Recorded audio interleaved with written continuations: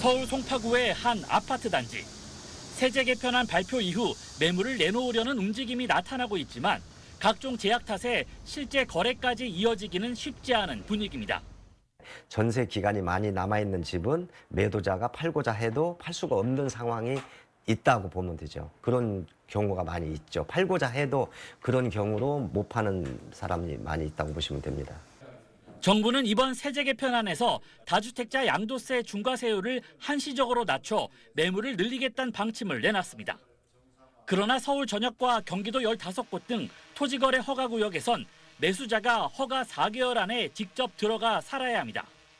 세입자 계약 기간이 많이 남아있는 집은 팔고 싶어도 매수자를 찾기 어렵다는 지적이 잇따르자 정부는 토구역 내 세입자 낀 주택의 실거주 의무유예를 2028년까지 연장하는 방안을 뒤늦게 검토하고 있습니다.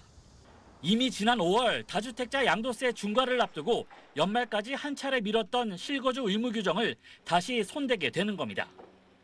비거주 1주택자도 마찬가지입니다. 거주 인정 요건에 대한 반발이 크자 손주 돌봄 등 사례를 추가로 인정하고 3년으로 돼 있는 거주기간 인정 범위를 확대하는 방안을 논의하고 있습니다. 일반 개인종합자산관리계좌 ISA의 한도 유월 폐지와 계약기간 축소도 보완하는 방향으로 검토 중입니다.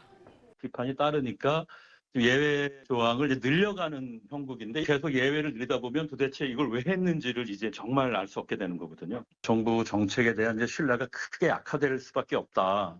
발표 일주일 만에 잇따라 수정 보완책이 필요해지면서 준비가 충분하지 못했던 것 아니냐는 비판이 나옵니다. 당정은 이달 말까지 의견을 수렴해 세제 개편안을 최종 조정할 예정입니다. SBS 이성훈입니다.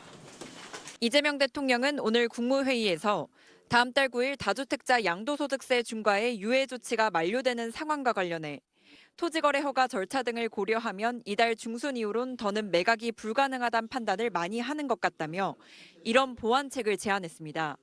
5월 9일이라고 하는 시한은 우리가 지키되 5월 9일까지 허가 신청을 한 경우까지는 허용을 하는 게 어떨까 싶습니다.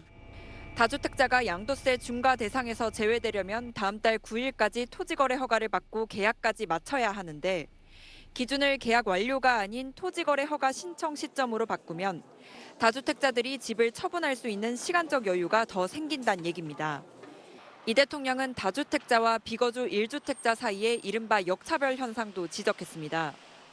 토지거래 허가 구역에서 다주택자가 집을 팔 경우 기존 세입자의 임대 기간이 남아있다면 매수인의 실거주 의무를 유예해주고 있는데 1주택자가 집을 팔 땐 이런 유예를 적용받지 못하기 때문입니다. 단기간이나마 갭 투기를 허용하는 꼴이 돼서 다주택자에게만 그런 기회를 부여했습니다. 지금 상황은 수요를 자극하기보다는 공급을 늘리는 효과가 훨씬 더 클 것으로 판단이 됩니다. 이 대통령의 검토 지시와 관련해 국토교통부와 재정경제부 등은 관련법 시행령 개정에 착수할 예정입니다. SBS 박예린입니다.